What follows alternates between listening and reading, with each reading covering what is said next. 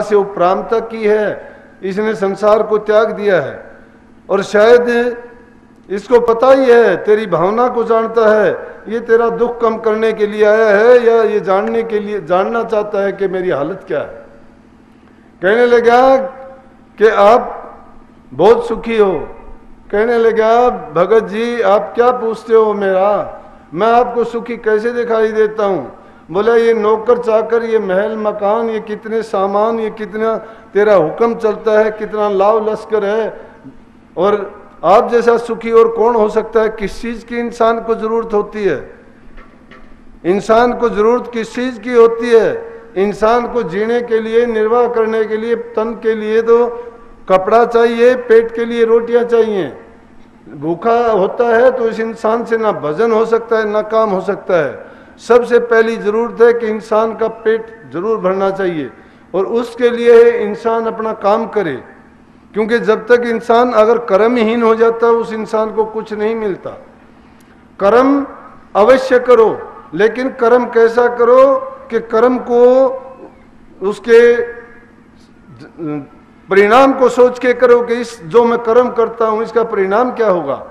जो मैं कर्म करता हूं कहीं ऐसा तो ना हो ये किसी को दुख देने वाला हो, मैं अपने स्वार्थ के लिए या अपने सुख के लिए मैं किसी का अहित तो नहीं कर रहा। जब ऐसा कर्म हम करेंगे कि जिससे कोई दुख ना हो और हमारी जरूरत की चीज जिससे पूरी हो जाए, वो कर्म तुम्हारा धर्म में गिना जाएगा। इसीलिए कही कि सकल पदार्थ हैं जग माही, कर्महीन नर पावत नहीं। सकल पदार्थ का मतलब है ये संसार ऐसी जगह है जिसमें हर चीज है। जिस प्रकार से इस धरती माता में जो बीज तुम बोओगे, जैसी उसकी तासीर होगी वैसा ही वो रस लेके पैदा हो जाएगी। इसी में मिर्च गर्म तासीर लेके पैदा होगी, इसी में गन्ना मीठा रस लेके पैदा होगा, इसी में फूल सुंदरता लेके पैदा होंगे, इसी में अनाज फल अनेक प्रकार के रस ले लेके हमें कितने स्वाद देने वाले, कोई प्रकृति को सुंदरता देने वाले, सभी रस इसी जमीन से लेते हैं। और एक ही जगह में सारी चीज भी अगर इकट्ठी बो दोगे, लेकिन वो लेते अपनी अपनी तासीर से। सत्संग में भी वही बात है। जो जीव जितने यहाँ आए हैं और जो यहाँ से जो चीज लेके जाएंगे उनकी जो तासीर है वही लेके जाएंगे। जो इंसान यहाँ आया है गुण ग्रहण करने के लिए गुण लेके जाएगा, जो आया है ओगण देखने के लिए ओगण देख के जाएगा, जो आया है खाने पीने के लिए खाने की शिकायत करेगा, जो आया है ज्ञान लेने के लिए वो एक एक शब्द को उठा उठा के अपने हृदय में रख के और लेके जाएगा। और तब उसको ये होगा कि जिस चीज की मुझे आवश्यकता थी वो मिली। तो जिसको जो आवश्यकता है वो अपनी अपनी चीज यहाँ से लेके जाए। सकल पदार्थ हैं, लेकिन जो कर्म से हीन है, यहाँ आने के बाद अगर कोई आंख मीच के सो जाता है, कोई बैठ के उबासी तोड़ता है, कोई अपने ख्यालात को दौड़ाता है, कहीं किसी को कोई अपनी बात याद आती है, घर की, परिवार की, संसार की, या कोई पीछे हुई घटना की, या वो आगे की अपनी योजनाएं सोचता है, तो वो क्या लेके जाएगा यहाँ से। सत्संग में बैठने का मतलब है मन के द्वार खुले रखो, आंखों के द्वार खुले रखो, कर्णों को खुले रखो। जो अपने कर्ण को, आंख को और दिल को, तीनों को खोल के सत्संग में बैठता है, उसके लिए एक एक वचन हीरे और मोतियों की तरह, बरसात की तरह बरसते हैं। लेकिन जो यहाँ बैठ के मुंह फाड़ते हैं या जो मैंने चीजें गिनाई थी उनमें अपने मन को दौड़ाते रहते हैं या इधर उधर की मन में कल्पनाएं करते रहते हैं, वो उसी प्रकार से खाली चले जाएंगे। जिस प्रकार से औंधा घड़ा बारिश होती हो रख दिया जाए, उसके अंदर बूंद भी नहीं जा सकती, क्योंकि उसका मुंह नीचे की तरफ हमने कर दिया है। कहने का तात्पर्य ये है कि उन चीजों में खुशी नहीं है। उनमें जो हम देखते हैं संसारी लोगों किस चीज की चाह रखते हैं, वो तो कहते हैं कि धन में सुख है, पदार्थों में सुख है, संतान में सुख है, एक का नहीं है। श्री कृष्ण जी ने अर्जुन को उपदेश देते हुए कहा कि 4 प्रकार के भगत हैं दुनिया में। बोले जी कौन कौन से? बोला एक तो वो जो परमात्मा को दुख और तकलीफ के वक्त याद करते हैं। ऐसे भगत हम सभी हैं आज के युग में, कलयुग में। जब दुख और तकलीफ आता है तो गुरु को, पीर को, इष्ट को, परमात्मा को, देवता को, जिनके नाम जानते हैं, एक को नहीं, सबकी लिस्ट बना के सबको याद करते हैं कि क्या पता कौन सा काम आ जाए। है किसी का नहीं वो, क्यों एतबार उसका किसी पे है भी नहीं। तो एक प्रकार के तो भक्त वो हैं, जब कोई परेशानी दिक्कत तकलीफ उनके सामने आती है तो बहुत याद करते हैं। बोला जी ठीक है। बोला दूसरी प्रकार के वो लोग हैं जो पुत्र के लिए और धन के लिए भक्ति करते हैं। बोला जी ठीक, क्योंकि कई लोगों की यही चाह होती है कि भाई हमारे पास धन हो जाए। धन का क्या करोगे? सबसे अच्छा धन है इंसान का संतोष। गोधन गज धन बाजी धन और रतन धन खान, जब आवे संतोष धन तो सब धन धूड़ समान। जिस इंसान के मन में संतोष आ गया वो बेपरवाही है। अरे फकीरों के पास क्या है, फक्कड़ होते हैं, एक कपड़ा होता है, कहीं भी अपने गए बैठ गए, लेकिन उनको परवाह नहीं है। रोटी दे दी तो खाली मिल गई, पानी जहाँ मिल गया पी लिया, जहाँ रात पड़ गई वहाँ सो गए, सुबह वह उठ के चल दिए, मगन और मस्त रहते हैं परमात्मा के नाम में भजन में। उनको चाह नहीं है, न धन की चाह है, न संतान की चाह है, न घर की चाह है, न मकान की चाह है, और न जीव के रस के लिए अनेक तरह तरह की मिठाइयों की या चटपटी चीजों की जरूरत है। बोला जी ठीक है। तीसरी प्रकार के वो हैं जो लोग मुक्ति के लिए भक्ति करते हैं, जो संसार से अलविदा हो जाएं, मुक्त हो जाएं और कभी फिर संसार में ना आए। लेकिन चौथी प्रकार के कहने लगा कि वो भक्त हैं जिनको इन चीजों से किसी से कोई सरोकार नहीं है, बेपरवाह, ना उनकी कोई तमन्ना है, ना कोई उनकी इच्छा है, ना कोई उनकी जरूरत है, उनको मुक्ति तक की चाह नहीं है। और यही फिलोसफी, यही विचार, यही सिद्धांत राधा स्वामी मत का भी है।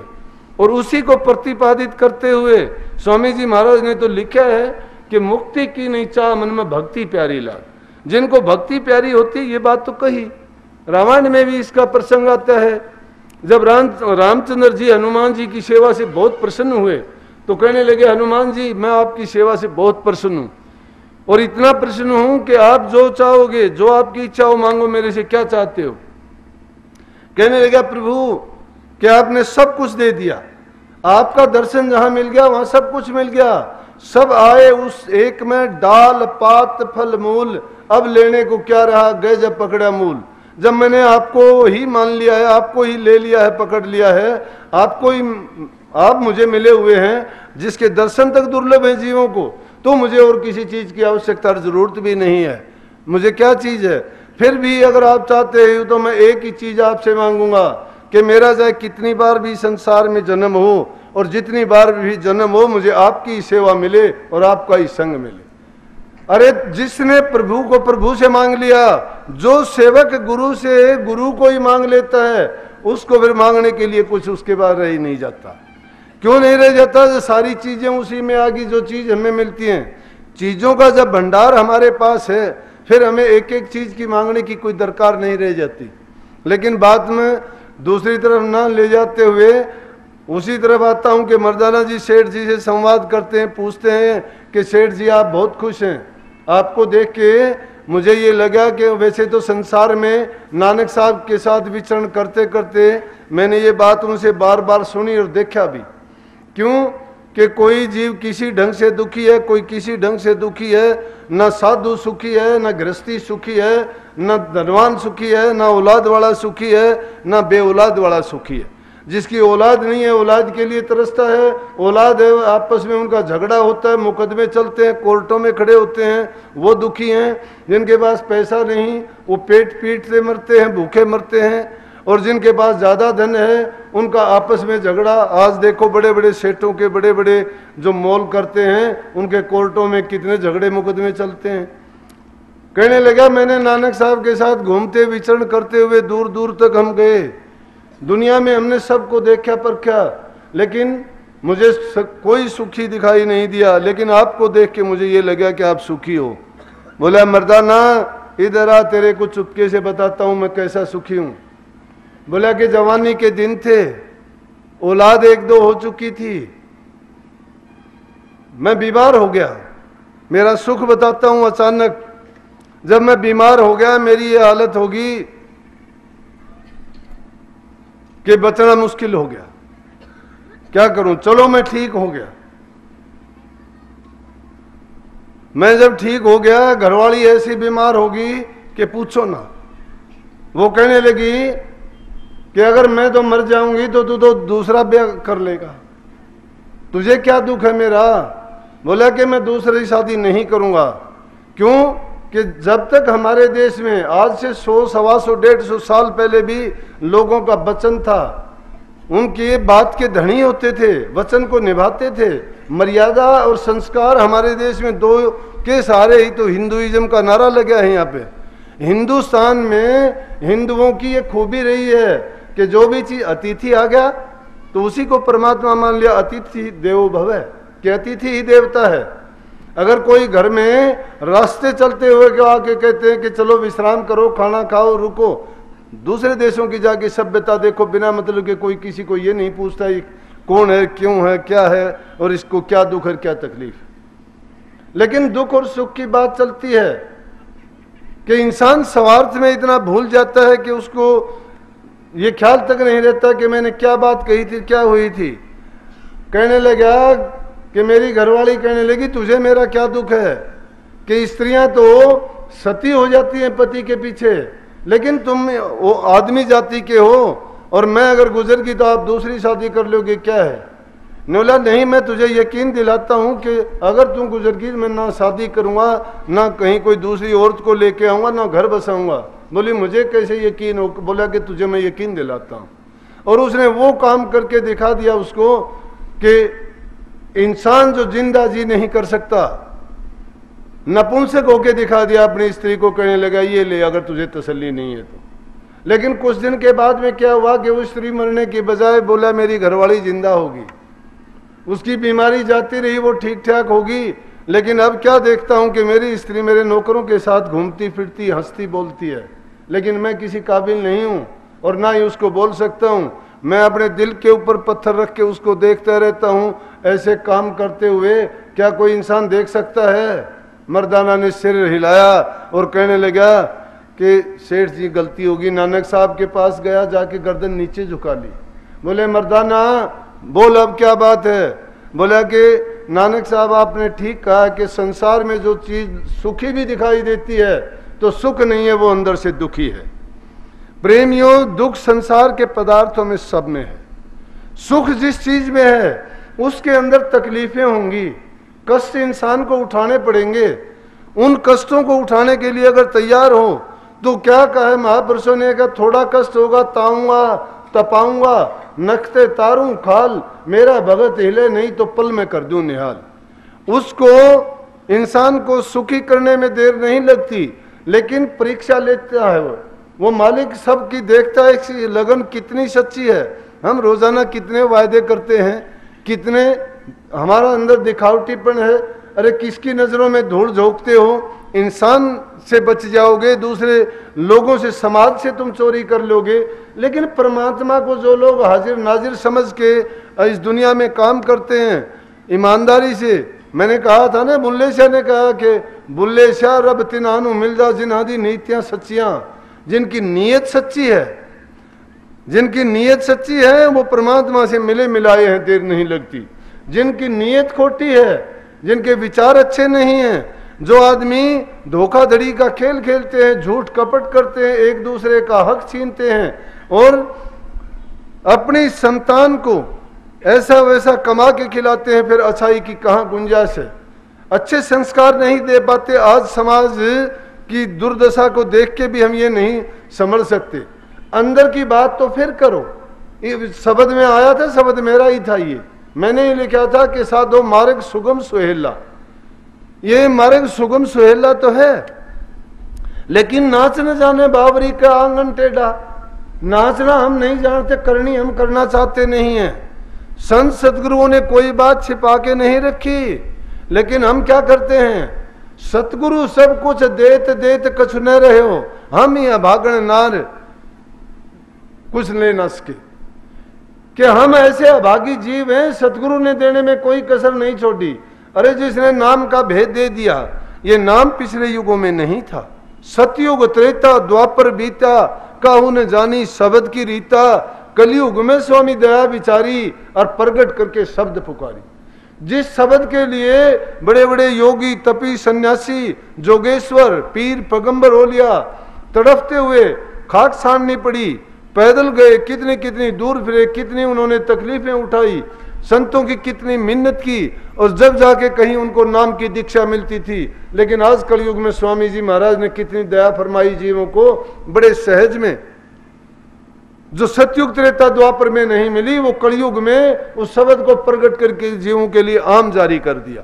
लेकिन जीवों का अभाग नहीं तो और क्या है कि वो चीज इतने सस्ते में मिलते हुए भी हम करनी नहीं करते हैं। इसलिए मैं कहता हूं हम सुमरण तक नहीं करते नाम का। प्रेमियों, नाम में बड़ी ताकत है। नाम, अरे तुम एक संकल्प उठाते हो, पढ़ने वाला बच्चा पढ़ाई का पास होने के लिए पढ़ता है, संकल्प उठाता है, संकल्प पूरा हो जाता है, परीक्षा को पास कर लेता है। कोई किसी चीज की परीक्षा देता है, जमींदार आदमी अपनी फसल के लिए करता है। 2-3 दिन पहले की बात बताऊं, सुबह का टाइम था, मैं सुबह 5 बजे खेत में निकल जाता हूं। खेत में जाके बैठा ही था, तेज आंधी का इतना झोंका आया कि कम से कम 10-15 आदमी बैठे थे। तेज झोंका आया, मैं बोला इसके बाद बारिश भी आएगी, लेकिन हवा इतनी तेज थी, बोला जी इससे तो फसल का नुकसान होगा। मैं बोला तुम इतने आदमी बैठे हो, तुम सच्चे दिल से सुमरण करो नाम का, 5 मिनट में बंद हो जाएगा। वो हाजिर है, मेरे साथ हैं कि 5 मिनट नहीं 4 मिनट में वो हवा का झोंका भी बंद हो गया और बारिश भी नहीं आई, बंद हो गया। लेकिन ये रोकना, ये प्रभु की, मैं कहता हूं उसमें दखल नहीं देना चाहिए हमने। उसके बाद मैंने कह दिया था बारिश भी आएगी, लेकिन ये तो तुम्हें इतबार के लिए था। अरे संतों की बात क्या होती है कि जीव को इतबार दिलाने के लिए वो पता नहीं क्या क्या करते हैं, खेल खेलते हैं, खिलाते हैं। तो मैंने सिर्फ इतबार दिलाने के लिए कहा था कि नाम में, सुमरण में इतनी ताकत है, तुम 5 मिनट करोगे तो 5 नहीं होने दिए, 4 ही मिनट में हो गया। तुलसी अपने राजा जनक जब इस संसार से विदा होके गए ना, और जब नरक के पास से गुजरने लगे और नरक में जीवों को चिल्लाते हुए देखा, तड़पते हुए देखा, हा हुल्लड़ उनका सुना बड़े दुख से, और वो उससे कर्रा रहे थे पीड़ा से, तो कहने लगे राजा जनक के ये कौन है? बोला जी ये नरक है। बोला कि नरक में क्या हो रहा है ये? बोला कि जीवों को जो यातनाएं दी जाती हैं उनसे बर्दाश्त नहीं होती। बोला इन्होंने जो कर्म किए थे वो भोगते हैं। बोला कि भाई मेरे से ये देखे नहीं जाते, मैं तो जाऊंगा, जरूर देखूंगा। जब राजा जनक उनके अंदर गए और जाके उनको देखा, वो सारे जीव बड़ी बुरी तरह से उनके पीछे पड़ लिए और कहने लगे हमें बचाओ किसी तरह से। तो राजा जनक ने जब उनका दुख देखा, संतों से, और नरम दिल वाले, नरम दिल के तो हो ही जाते हैं, कट्टर दिल तो वो इंसान होते हैं जो पाप में जिनकी प्रवृत्ति हो जाती है, जो रोजाना पाप करना जानते हो, पाप और पुण्य में उनको अंतर नहीं नजर आता है कोई भी। लेकिन धर्म के मार्ग पर चलने वाला, नाम की कमाई करने वाला और अहिंसा का मार्ग जो अपना लेता है, दूसरे जीवों पर जो दया पालता है, कबीर साहब ने कही ना, दया राख धर्म को पाले, जग से रहे उदासी, अपना सा जीव सबन का जाने ताही मिला अविनाशी। ये धर्म के और करनी का सिद्धांत बता दिया कि दिल में दया हो, धर्म की पालना करे। धर्म की क्या पालना है? पुत्र के रूप में अलग है, पिता के रूप में अलग है, पति के रूप में अलग है, भाई के रूप में अलग है, और एक समाज का मुख्य अंग होने के रूप में हमारे अलग धर्म है। और उन सभी धर्मों का समन्वय है इंसान का अपना जीवन। उस जीवन को एक मर्यादित ढंग से, दूसरे की स्वतंत्रता, दूसरे पर दया करते हुए, दूसरे जीवों को भी अपना सा जीव समझते हुए जो इस संसार में विचरण करता है, वो उस नाम को समझने में देर नहीं लगती। उनके लिए मार्ग सुगम सहेला है। लेकिन जो उस मार्ग पर ही नहीं चलते, उनके सिर तो लाख कोस रहेगी मंजिल, कभी मिल नहीं पाएगी। लाखों करोड़ों जन्म लेने पड़ जाएं तो भी नहीं मिलेगा, और चाहे रात दिन संत का संग हो जाए तब भी नहीं मिलेगा। अरे लोहा जब पारस के साथ संग करेगा और बीच में कोई पर्दा रख लेगा तो कभी सोना नहीं हो सकता। अगर उसको सोना बनाना है तो बीच के पर्दे को हटाना पड़ेगा। जो हमारे भ्रम के पर्दे पड़े हुए हैं, संत को संत नहीं जानते। संत तो कहते हैं, संत को तुम, पलटू साहब कहते हैं, संत और राम को एक कर जानिए, दूसरा भेद न तन काने। लाली जो छिपी है मेहंदी के पात में, दूध में घी इस भांत जाने। फूल में बास जो काठ में आग है, संत में राम इस भांत जाने। दास पलटू का संत में राम है, राम में संत सत्य माने। जो इस बात को सत्य मान लेगा कि संत में राम है, राम में संत है, तो देखो कि उसका काम पूरा होगा कि नहीं होगा। लेकिन हमारे दिल के अंदर जो पाप, मैल और जो बुरा जो दुश्मन छिपा हुआ है वो हमें उस मार्ग पर नहीं चलने देता, वो हमें घसीटता है, इन काल के कामों में ले जाता है, नरकों के मार्ग पर। कैसे बचेंगे हम? इसलिए राजा जनक ने जब देखा और कहने लगा कि मैं इनका दुख बर्दाश्त नहीं कर सकता। बोला क्या करोगे? बोला क्या करोगे कि मेरे से जो बन सकता है मैं इनको बाहर निकालूंगा। बोला कि ऐसा नियम नहीं है, आप नहीं निकाल सकते। बोला कि ऐसी कोई बात नहीं है, आखिर इन्होंने कुछ किया है तो बोला कि इनका कर्म तो इनको भोगना पड़ेगा, या फिर इनको पार करने के लिए उसकी अब बहुत कुछ चुकाना पड़ेगा। बोला कि मैं चुकाने के लिए तैयार हूं। और बोला इनके लिए क्या है कि घड़ी भर का सुमन बतेरा है, नाम का सिमरन एक घड़ी का काफी है, जो इस नरक को ही खाली कर देगा। और राजा जनक ने उसी टाइम अंगूठा टेक के एक घड़ी का सुमन दिया और नरक सारा खाली हो गया, एक भी जीव वहां नहीं रहा। जब कही कि धन धन राजा जनक को जिन सुमरण किया विवेक, एक घड़ी के सिमरन से तारे पुरुष अनेक। एक घड़ी के सिमरन से प्रेमी हो, आप तो बहुत बहुत सिमरन करते हो नाम का, बहुत प्रेमी हो, दोनों वक्त में ध्यान में भी बैठते हो, अभ्यास भी करते हो ना? नहीं करते। इसीलिए मैं कहता हूं कि नाम का अगर सिमरन मात्र भी कर लोगे, तुम्हारे मन की दशा बदल जाएगी, तुम्हारा जीवन बदल जाएगा।